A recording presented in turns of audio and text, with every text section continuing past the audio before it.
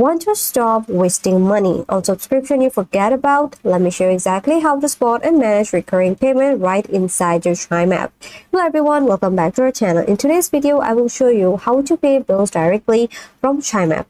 So first, open a Chime app and log in with your PIN. Now, next tap this gear icon in the top left corner to access your settings. Now, all you have to do is scroll all the way down until you see this bill.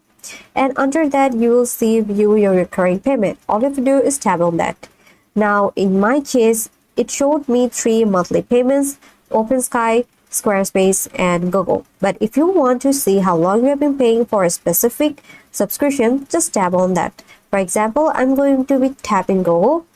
Now, it shows all my recent transactions right here, and it also the same for the Squarespace.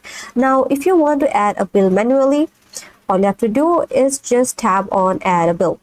Now, here you can see all the bills, and here are some common subscriptions you might like, the subscriptions, and then came this cable and internet, even the cell phone.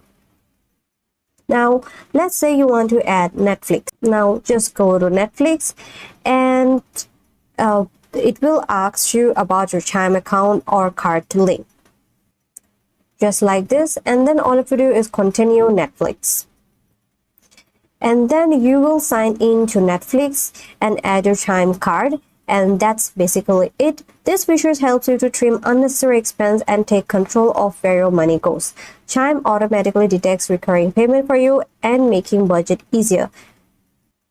And that's it. If this video helped you out, then like this video, comment down below, subscribe to this channel, and thanks for watching.